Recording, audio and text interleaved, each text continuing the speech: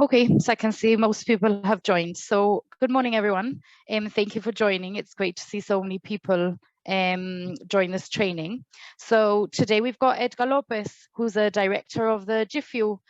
He's a senior police officer, former police officer, and Edgar was appointed as director of the GFIU in March 2020.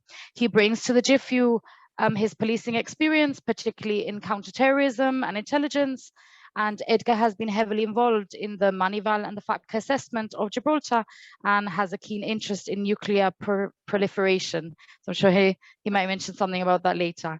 He's currently studying international affairs with King's College London, and I'm very excited to introduce him. He's going to be speaking about submitting a suspicious activity report and a bit more about the consent regime. So Edgar, over to you. Good morning, everyone. Can you hear me, Patricia? Yeah. Okay. Yes, so I can hear you. Yeah, I'd like to thank Bua, Patricia for that introduction, and the colleagues at GFIU for making this training event possible. It was something that we'd arranged at mid last year, actually. So it's taken a while to come all the way here, but we've had a number of other sectors that we've addressed this similar training to them, and of course very grateful for those of you who are attending this. Should be about an hour session, but hopefully let's see how that goes. The aim of this presentation is not just to share with you the role of the GFIU, but also highlight what we've been doing to address some of the shortfalls that were identified by Moneyval and also by the FATF, and also share some of the concerns that I had in respect to the low number of SARS that we are receiving from certain reporting sectors, which obviously has an impact on our efficiency to be able to combat money laundering, terrorist financing, and proliferation financing. Now, some of you may have seen, if you follow us on social media through LinkedIn and Twitter, that we we're very active in that, and we publish a lot of statistics so that professionals in the industry are aware of the types of reports that we receive, etc. So just to give you an idea, last year we received just under 4,000 SARS, but the figure is not really a true representation of the suspicious activity that's identified by all the sectors, because most of these SARS are from the gaming sector, which remains the largest disclosure of SARS in Gibraltar. Now, there are a number of factors which may be resulting in those low number of SARS in certain areas, in certain sectors. So what we've done is that we've increased our outreach and engagement program, Project Nexus, which I'll be talking about later on. And what we've done is we've got a focused approach by using something which is relatively recent. We introduced it in October last year, and they're called engagement clinics. Again, I'll be discussing that in a few minutes. So this is our agenda for hopefully the next 45 minutes, and you'll be able to ask any questions at the end. So we'll talk about the role of the GFIU, Moneyval, and the FATF, and why we're doing a lot of the stuff that we are at the moment as a result of those recommendations. I'll give you some statistics from your sector.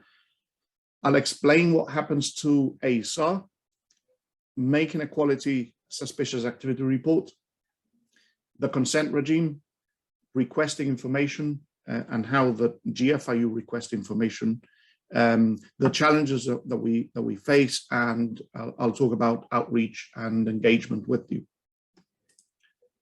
So the main functions of the FIU are stated in the Process of Crime Act 2015, and FIUs are generally defined as a central authority that's responsible for the receipt, the analysis and dissemination of financial information related to suspected criminal conduct. And we are the key players in combating money laundering and countering the financing of terrorism. So we have a key position between the private sector and also the competent authorities. And we sort of steer the work of yourselves as operators to be able to detect suspected links to or transactions linked to money laundering and terrorist financing. And consequently, we are included in the FATF recommendations under Recommendation 21, and we are evaluated as part of country assessments by Moneyval and now going through the FATF process. And we also have a lot of international cooperation, which is obviously very important to the transnational nature of organized crime and of terrorist activities. And these exchanges are made through what we call the Egmont Group of Financial Intelligence Units through a secure web. So for those of you who've read our mutual evaluation report, and I'm assuming that you have all read it, and if you haven't, I would suggest that you have a look at it, because it does have a lot of the areas and gaps that were identified by the assessors. Now, as you can see, the FATF effectiveness is based on immediate outcomes. So the IO number that you see on the left-hand side is the immediate outcome. So we scored, and on the right side, it talks about what areas are covered. So for example, IO1 is about money laundering, terrorist financing risk, and obviously the Gibraltar National Risk Assessment. We managed to get a substantial effectiveness for international cooperation, but then the rest are sort of moderate ineffectiveness. The areas that are obviously of concern to us is IO6, IO7, and IO8. As you can see, those are low effectiveness, and that relates to mainly on IO6 for financial intelligence and how that is used by law enforcement agencies.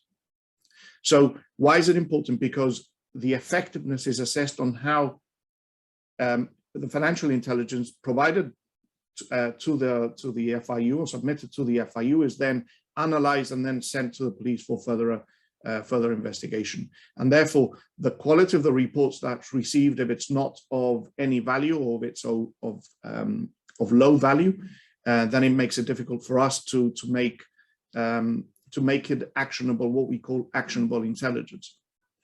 So as you can gather from this, it's one, each immediate outcome is actually interlinked, and therefore it's down to all of us to make it a collective approach to it, so that we can ensure that we can work together to improve our effectiveness. And we really need to make a concerted effort into this, because we have now gone through a process which we've finished with Moneyval. It's looked at our effectiveness. It also looked at the technical assessment. We've done pretty well on technical assessment, which covers legal and policies, etc. All the changes that we've seen in legislation. That is what was covered by that technical assessment, which I think it was published in December last year. But since that, we have been under the FATF through a process that's called the post-observation period, which again assesses the recommendations that were made in relation to our effectiveness. And this has been our main effort since since January this year. Incredibly hard work, and we are currently going through the last few weeks of this FATF process, and hopefully the results will be out by mid-June. So some of the issues that were raised by the FATF joint group relates to, again, the low level of SARS reported by certain sectors. We attended a face-to-face meeting in Paris a couple of weeks ago, and what we've argued is that the quality of the reports have increased and defensive reporting has been reduced significantly. But again, there are still areas that need to be improved. And it's not just, I always say this because it's not just the immediate action that we've had to take for this current process, but it's also the next process, because Moneyval will be assessing us again. So perhaps in the next 3 or 4 years, but we also need to be working towards that to achieve much better results than what we had in our first mutual evaluation report. So that is Moneyval. I think that it makes makes sense for me to explain the process here, because it's extremely important that we increase the value of those suspicious activity reports. I've got some statistics here that were published in our quarter reports for this year. Since I think it was the end of 2020, we decided to produce statistics. If you haven't seen any of these statistics report, I can give you the link again. By the way, I'll be sharing with Bo and Patricia. I'll be sharing the slides so you can have access to it and also access to the links. The statistics report is important because it shows how we're doing throughout the quarter of that year. And again, if you look at the two main reporting sectors remain gaming and DLT sectors. It hasn't changed much over the last 2 years. The percentage of SARS for 2022 is 82%. So it's very similar to what we had in 2021, which is 83%. The percentage of SARS that were received from the DLT sector has decreased, and the decrease in the number of SARS from that sector has to be considered in the context of an increase in their quality. So 96% of the SARS from that DLT sectors were provided with feedback in the quarter that we evaluated and were rated as meeting the standards. Now, this is in contrast to the figure that we had for 2021, where 61% of the SARS in the sector were rated as having met the standards.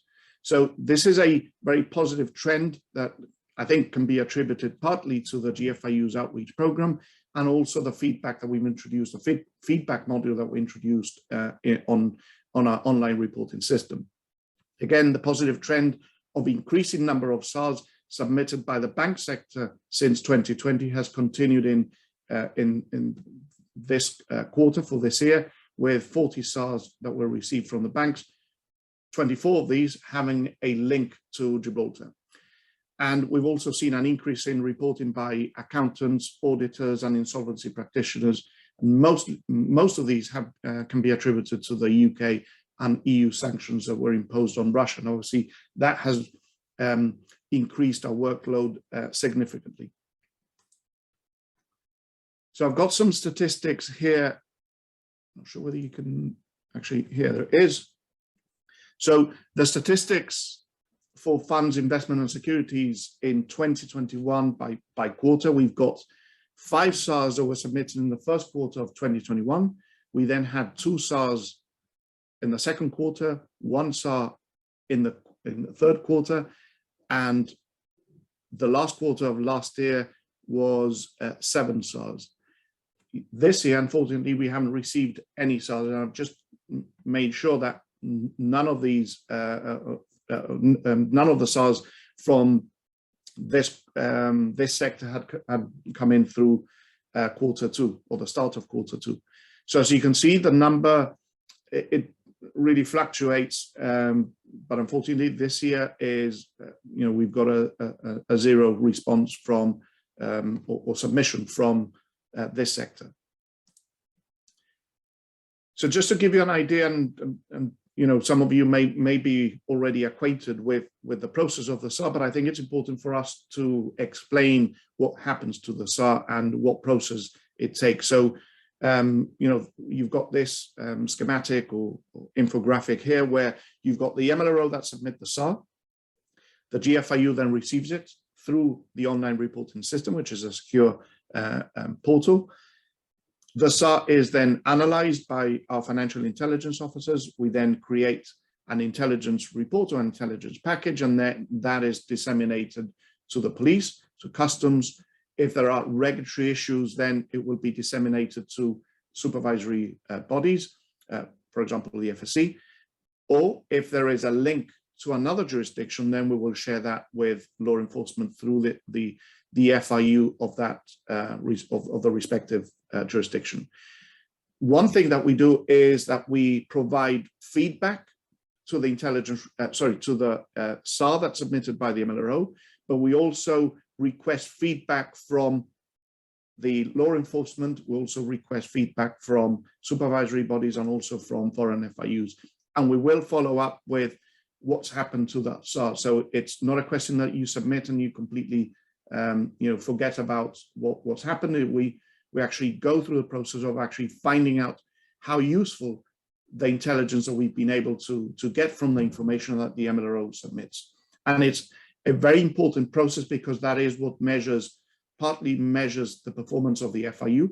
And it's also, again, going back to the Moneyval and FATF recommendations, is something that our performance is measured on those as a jurisdiction, not just as an FIU. So the critical factor in deciding whether you submit or don't submit a suspicious activity report is whether or not the transaction or attempted transaction are suspicious. So I'm going to go over a couple of points here in making a quality suspicious activity report, and I think that hopefully for some of you who are not the MLRO, I think you will find it useful for internal SAR reporting as well. So there are three things or three circumstances that triggers a report, and it's whether you know or you suspect, and that is the subjective test, or there are reasonable grounds to know or suspect, and that's the objective test. So we can break these down further. So what is meant by knowledge? And we can take the following meaning. It says having knowledge means actually knowing something to be true. And in a criminal court, it must be proved that the individual in fact knew the person was engaged in money laundering. That said, the knowledge can be inferred from your surrounding circumstances. So for example, if you fail to ask an obvious question, that might be relied upon by a jury to imply knowledge. But the knowledge must, however, have come to you or to the firm, during the course of business. The second part is the suspicion. Suspicion, unfortunately, isn't defined in legislation and obviously depends on a number of factors. But if you can think of it as a concept that will vary depending on the circumstances in which it is applied, as various factors must be weighed up normally by the MLRO. So our guidance states that suspicion has been defined by the courts as being beyond mere speculation and based on some foundation. And in other words, you've got a degree of satisfaction, not necessarily amounting to belief, but at least extending beyond speculation as to whether an event has occurred or not. And although the creation of suspicion requires a lesser factual basis than the creation of belief, it must nonetheless be built upon some foundation. In other words, the suspicion would fall below knowing something to be true. So you need proof or firm evidence, reasonably inferred from the circumstances. So again, you need to have that or use your common sense or measure against the norm. And it must be more than mere speculation. So no unreasonable or irrational thinking or jumping to conclusions. And the risk assessment that is performed on the client is also an important factor, because the more knowledge that you have and the more experience that you have, that will obviously assist in formulating that suspicion. But there must exist as a minimum an aspect of the transaction that or that activity that you feel is perhaps challenging or at odds, and it doesn't conform to the normal expectations, be it through the sight of the document that you may have, comments that have been made by the client, or your own professional insight, or based on the foundation that you believe that something isn't quite right. And it's more than just a feeling, and this is obviously something that you must judge if a possibility exists, even if you don't have the specific facts to be able to support it. So I've given you two stated cases. I'm not going to go into the details of them because I'm conscious of time, but they're there, and I would recommend that you look at it, because these are the threshold for suspicion and the leading tests that come from these two UK stated cases. And that's Regina versus Da Silva, which is reinforced by Shah versus HSBC Private Bank UK Limited. So the next part is in order to try and establish that criminal offence, when suspicion or knowledge of money laundering or terrorist financing is proved, is that the proceeds of crime and the Terrorism Act will introduces criminal liability for failing to disclose when you have reasonable grounds for knowing or suspecting that a person is engaged in money laundering, terrorist financing, or proliferation financing. And this introduces an objective test. And the test would likely be met when there are demonstrated factual circumstances known from which an honest and reasonable person like yourselves working in the regulated sector should have inferred knowledge or formed the suspicion that another person is engaged in money laundering. So now that we have these three circumstances that may trigger a SAR, then we need to understand the process of recognizing the knowledge or suspicion, or where there are reasonable grounds for knowledge or suspicion. So that is knowing enough about the customer or the client, the businesses, to be able to recognize that a transaction or a series of transactions, or perhaps a particular instruction that you've been given is somewhat unusual or unexpected, or doesn't represent legitimate activity. Again, the task of determining whether a transaction that is suspicious is one that will come with your own experience. But there are things that will assist you, in deciding whether you have a cause for concern, and that is red flags or indicators. And this, there are quite a number of resources out there, but the FATF guidance is one of them. It does contain generic ones. We produced a sectoral typology report in 2020, which is available on our website. Again, the link is on there, so you can have a look at it. If you haven't, I would suggest that you go to the chapter 7, which is specifically for investment fund managers, and securities. And these contain some of the red flags that we've identified internally as a result of some of the SARs. But again, because we had a low number of SARs from this particular sector, then typologies can be quite challenging for us in order to identify them and see that there is, perhaps a pattern or something that we can address with the sector. But what we've done is that we've consulted other documents and included that in there, so that again is a useful resource for you. We've talked about criminal property, and it's important for you to understand what criminal property is, because it is important for a number of areas. Obviously, as I mentioned before, that for suspicion there needs to be some element of criminal property, and also for the consent regime, which I'll be talking about in a minute. So criminal property is defined in the Process of Crime Act, and it is criminal property if it constitutes a person's benefit from criminal conduct, or it represents such a benefit in whole or in part, and whether directly or indirectly. And the alleged offender knows or suspects that it constitutes or represents such a benefit. Now, any predicate criminal conduct can form the basis of money laundering offense. So, for example, you can have the proceeds of an armed robbery or drugs trafficking, and that, the proceeds of that will then constitute criminal property. Okay, so once you've formed a suspicion of money laundering or terrorist financing, you have to ensure that you apply the reporting obligations under the Process of Crime or any of the other legislation like Terrorism Act. Because failure to report, again, I need to remind you that it is an offense, and this obligation also covers attempted money laundering, regardless of whether that business has been turned away.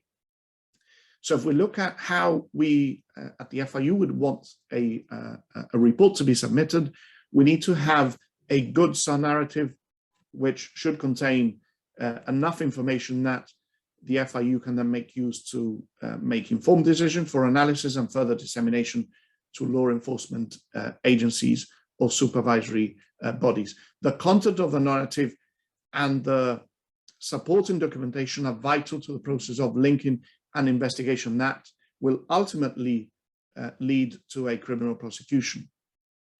The second part is the timing of the SAR. Why? Because the earlier that intelligence arrives at the FIU, then the faster they can be processed and investigated. But the intelligence value of a SAR is related, again, to the quality of the information it contains. So if there are bits of information that are missing, then it causes unnecessary delays, and we need to go back to the MLRO to request that information, which is pretty normal that we ask for additional information as we go through a process. But it's in the initial stages when we look at it and we actually read it and we say, well, is it really money laundering? And we need to ask further questions.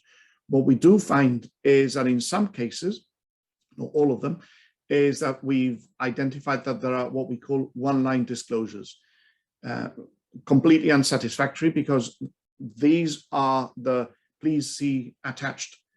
And then we look at the additional information or the documents that have been submitted, and they require a lot of in-depth analysis. And we need to identify what has been seen as suspicious or felt as suspicious by the MLRO that's submitting that report.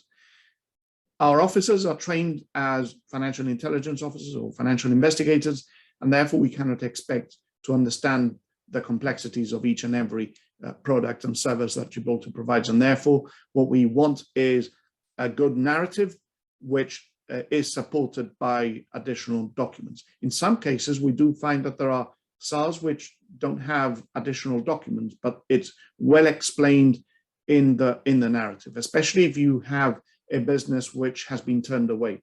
And it's that attempted transaction where you might not have the additional documentation that would support your findings, but that's understandable. But what we do ask is, as a basic guide, that when you're completing a suspicious activity report, that you ask yourselves the 6 basic questions to make the SAR as useful as possible. So these are: who is conducting the suspicious activity? And there we would want you to provide as much information as possible that you have on the subject. For example, if you have any other subjects or entities that are involved or connected, those should also be added to the SAR. What is suspicious about the activity? Here we would want you to provide us with information on the instruments, the services, the mechanisms that we use to enable the suspicious activity. For example, you may have shell companies, wire transfers, ATMs that have been used, virtual asset wallet addresses, and of course the source of funds. When was the suspicious activity identified? So here we will want you to provide a description of the suspicious activity in a chronological order, because that will assist the reader in understanding the report better. And here we will want you to include over what period of time the suspicious activity has occurred, and whether there are any previous SARs that are linked to this activity or the subject or the entity. You might submit a SAR and months later you might receive further information on that. What we don't want is a new SAR if it's related to the same original SAR. So what you do is just update it, and the online reporting system is provides that. It's quite easy to use, and it will give you that functionality of being able to upload updated information on the original SAR. Of course, if there are new subjects, and if it's a completely new SAR, then you wouldn't go for the creation of a new SAR. The other point is, where did the suspicious activity occur? Again, provide the location or the suspicious activity of the suspicious activity, and any other location or jurisdiction that may have been impacted by this activity, because we would want to get in touch with other jurisdictions, FIUs, to get more information from them. Why is the activity suspicious? Again, provide reason as to why the activity is considered suspicious and what is unusual for the subject or the services that are offered by yourselves, or if you find any inconsistency with the subject's financial history or risk profile. And the last one is, how was a suspicious activity executed? Here we will want you to provide information on how the activity occurred, and if it was a one-off transaction or a series of transactions. Okay, for some of you, consent may not be relevant because you might not be the MLRO submitting consent requests. But I think that, depending on the role that you undertake, and I'm unsure of who's listening into this and what particular role you may have, but it's always useful to have an idea of the consent, and it might have an impact on those of you who are not the MLRO, because there is an element of of a period, shall we say, which can be quite challenging, and we understand that it might be difficult to engage with a client if there is a consent or a SAR submitted in the process. So what we do find at the FIU is that consent is something that is not fully understood by reporting entities. It is often mistaken, perhaps due to the meaning of the word consent, as possibly taken as the GFIU gives you permission to do something. So in order to improve the understanding of consent, which, by the way, is the legal term that's under the process of crime, we adopted the use of the term defense against money laundering, or DAML. And that is something that was adopted by the UK FIU because they were having very similar issues to us. And I think that the terminology reflects more accurately the intention behind that legislative provisions. And we've seen an improvement in the quality of those requests.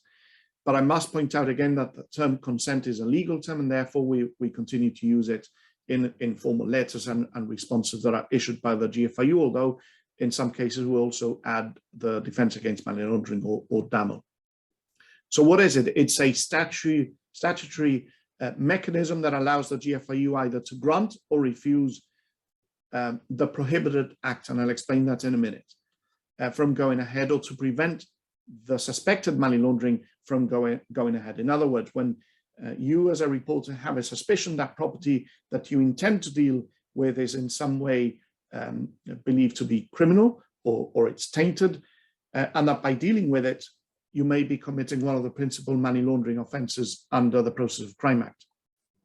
So when you request a defence against money laundering to the FIU, we are then empowered to give you a defence. And this is done via our online reporting system. If we refuse consent, then you as the MLRO or the entity, you're not to handle the proceeds, or even if you're in possession, or not to return or to dispose of it. But it's important to understand that consent does not extend to any of the other acts or criminal property that is not detailed in the request. So the request has to be very specific into the details of what you intend to do with the funds or the assets that are held by the entity. The three elements to the consent, and I think this is very useful for everyone, even at the FIU, to understand consent, because some consent requests can be quite tricky and they can be quite challenging. Some of them can be quite technical, but as long as we've got the three elements, then it becomes easier to understand it.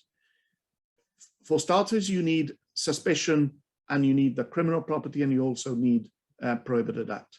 But it needs a clear description of the property that you know or suspect or believe to be criminal property. And it also needs a clear description of the Prohibited Act for which you seek a defense.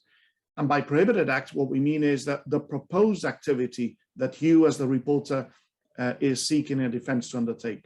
And that Prohibited Act is clearly defined within the Process of Crime Act.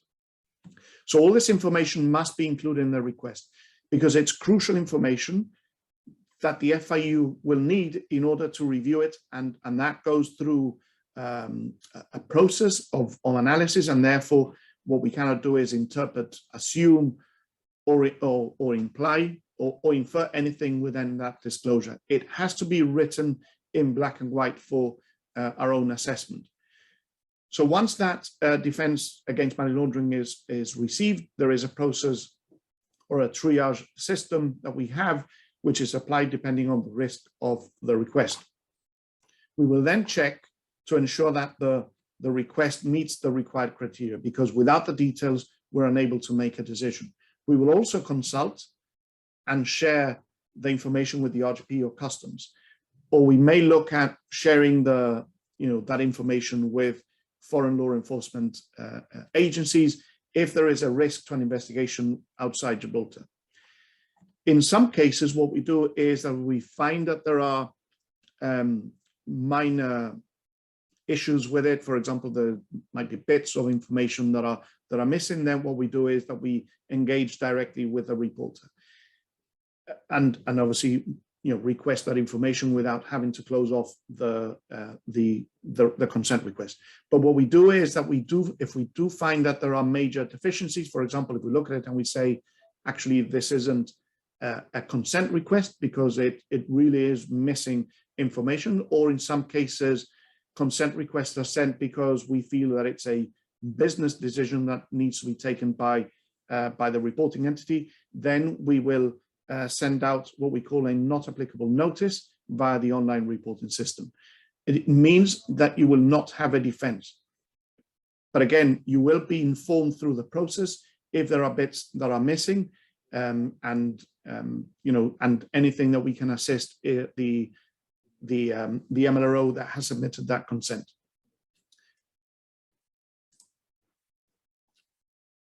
So the decision of whether or not to submit a dabble will obviously arise as a result of certain scenarios. So I think it's important to note here is that the Prohibited Act, or these principal money laundering offences, are concealing, disguising, converting, transferring, or removing criminal property from Gibraltar, the arranging, the becoming concerned in an arrangement, or the acquiring or using or possessing criminal property. So these are the elements which are defined under sections 2 to 4 of the Process of Crime Act.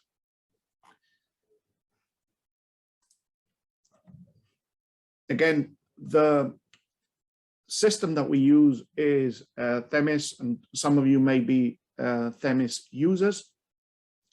What we have is, or what you have, because this is obviously the MLRO portal, is a tab there for consent. So as you can see on the middle tab, it says the reason for suspicion. That is where you would include the suspicion, and then on the consent you would include there, the criminal property, where it's being transferred to, or what the Prohibited Act that you're seeking, and it has to be, like I mentioned before, specific and detailed.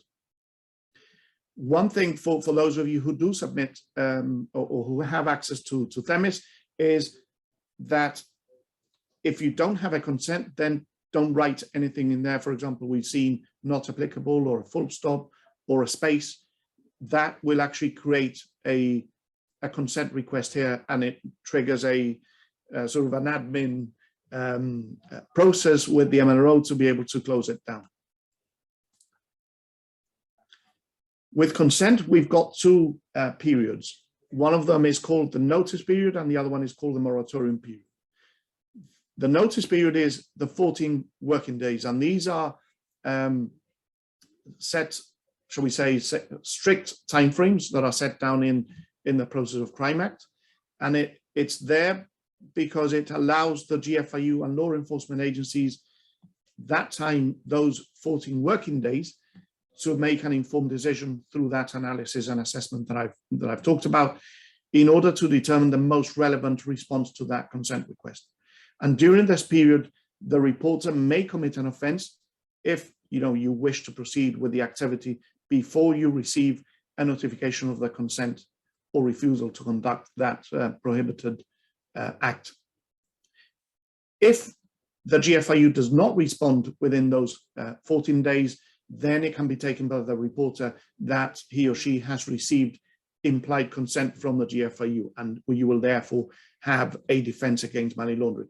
It is unlikely, I'm not going to say it's rare, but because in some cases, we haven't responded to some of the consents, and that is obviously taken as implied consent, but it's very unlikely that we we don't respond in a timely fashion. And if we take time, is because the process can be quite challenging because we've got to discuss with other counterparts. And then you have the moratorium period. So this is when consent is refused within the 14 working days, so within that notice period, because this is the period when law enforcement agencies will have a further 60 working days, starting with the first working day after the GFIU notifies its refusal. This period will then allow the law enforcement to continue the investigation into the SAR and take further action. Again, as with the notice period, if it's gone past the 60 working days and you haven't had a response from the GFIU, which again is unlikely, but you do have a defense to any potential money laundering offenses relating to that activity. We talked about earlier on about in the agenda about requesting information from, as the FIU, requesting information from yourselves as reporting sectors or firms. We've recently published a very useful document. It's a very, very comprehensive document that will provide you with the various legal gateways that both GFIU and law enforcement agencies can request financial information from your firm.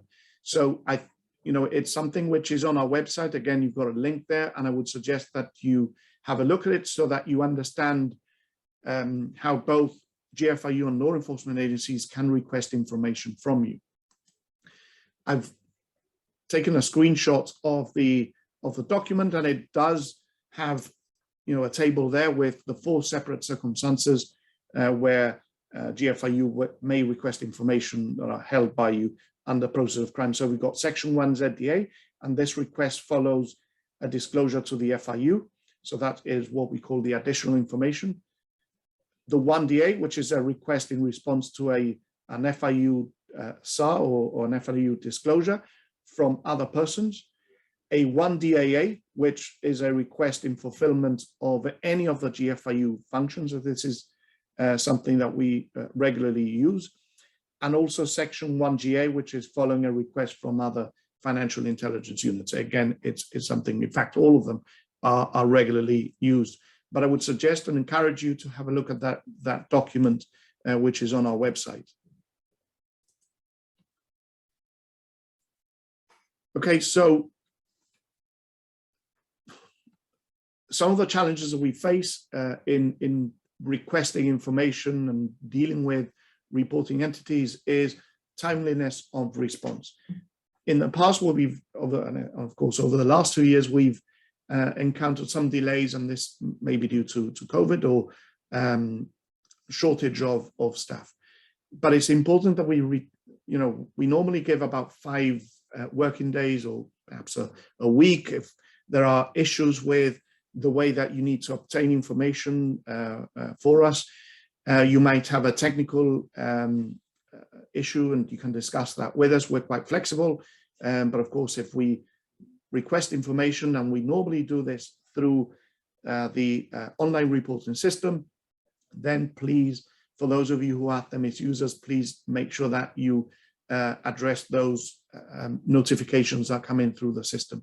And I know that there are a lot of notifications coming in, especially as a result of sanctions notifications, but it's important that each of these requests or notifications are looked at, because they can contain a request for information. The other challenge that we face is limited information that's provided.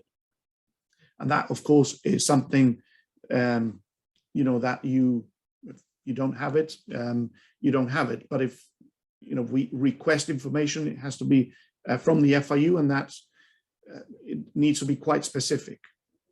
And in some cases, what we found is that the MLROs are submitting vague or insufficient information. Not having the information required, again, it goes in line with the next one of the risk of tipping off. If you don't have the information, please do discuss with the FIU, because in some cases we've identified that the client has been asked for information which may risk the tipping off offense. And obviously this needs to be done in consultation with the FIU, and we're happy to provide you with some steer on that. We've also been, shall we say, criticized because we need to be more prescriptive in the way that we are requesting the information, but we need to understand that GFIU requests information on behalf of foreign FIUs, and whilst we try and ensure that the Egmont requests that are coming in from those FIUs are as detailed as possible, we may not have the full picture from the requesting jurisdiction. Potential to trigger a financial institution to terminate business relationship. Again, as it says on there, in some cases, the FIU may ask information on a client to eliminate them from inquiries. It doesn't necessarily mean that they are suspects. So terminating a relationship may jeopardize an investigation, obviously all the ethical issues that come with it. Media article, if you do have a media article within that, please include a copy of the article, because in some cases what we found is that the link or the URL that's been submitted may have been removed, and therefore what we would want is as it says on there, a PDF or a screenshot, where it would be a lot better. We talked about initially about our outreach program. For those of you who, and I'm sure that most of you are aware now of Project Nexus, it was officially launched in October 2017.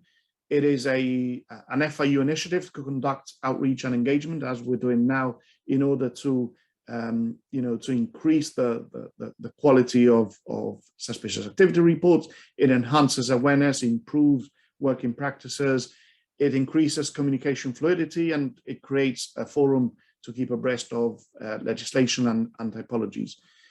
It was relaunched in it was relaunched in October 2020, and we do have a new e-learning, well, new, it's 2 years now that we launched e-learning.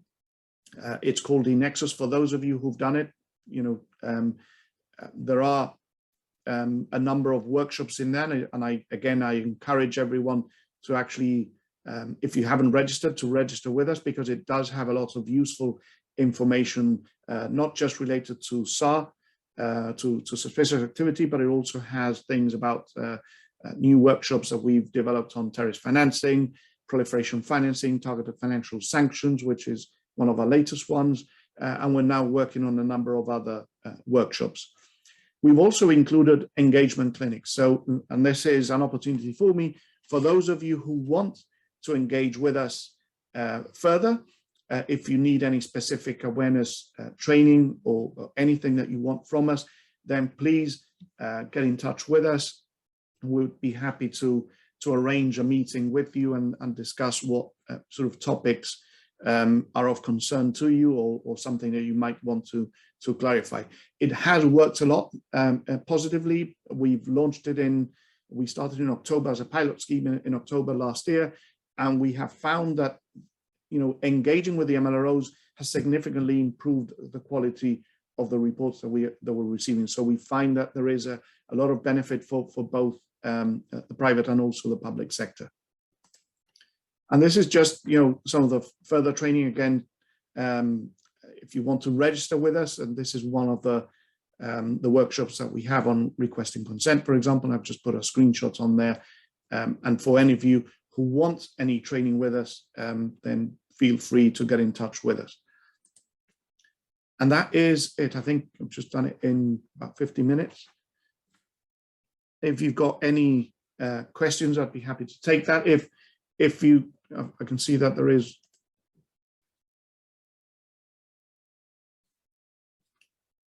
Okay, we've got, I think we've got a question. If there are any questions that you have and we won't have time, you can send them to nexus@gfiu.gov.gi, or if Patricia doesn't mind, it can be channeled through, through Bo and Patricia, and be happy to respond to that. Okay, so I'm just going to read out, there is a question here.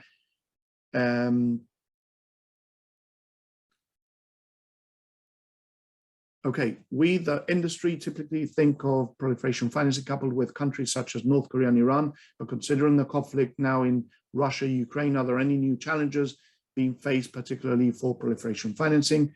I can imagine that this is particularly challenging as there are a lot of humanitarian aid being conducted, which can be an avenue for dual-use goods, etc. Okay, it's a very valid question. Proliferation financing is mainly targeting two countries. So we've got state actors and non-state actors. The state actors are clearly North Korea, or the DPRK, and Iran. The non-state actors are terrorist groups like Al-Qaeda and Islamic State. Proliferation financing is around that that area. When you look at sanctions, they are UN sanctions that are targeting these countries. There aren't any UN sanctions against Russia at the moment, and obviously this is very, very political because obviously Russia is part of the Security Council in the UN. But yes, it's something that you would want to look at if you do have in your line of business. I'm not sure exactly what sort of products or services that you would provide, which may have a link to proliferation financing. But just to give you an idea that the four sectors that we look at as having a higher vulnerability to proliferation financing are banks, distributed ledger technology, insurance, and TCSPs. So those are the four that we have as high vulnerability. But again, if we look at the national risk assessment, our assessment or the result of that is that the proliferation financing risk is very, very low for Gibraltar. But yes, an avenue for dual-use goods is something that you would need to look at depending on where the goods are heading to. But I can, if you've got that, I'm not sure who asked that question. If you've got anything else on proliferation financing, happy to help out. Like I said in the beginning, and Patricia mentioned it, it's an area that I'm interested in, and happy to assist in any of the questions related to that. Patricia, have you got any other questions? No, I just wanted to let everybody know that you're welcome to email GFIU as well if you have any questions. So if there's no more questions for the moment, Edgar, thank you very much for your training. It's great to have the director of the GFIU here to give us this training and give us a bit more information. Like I said, if anybody has any more questions, feel free to message Edgar or myself at GFIU. And thanks everybody for joining the training, and I wish you all a good day and a lovely long weekend. Thank you. Thank you. Thanks.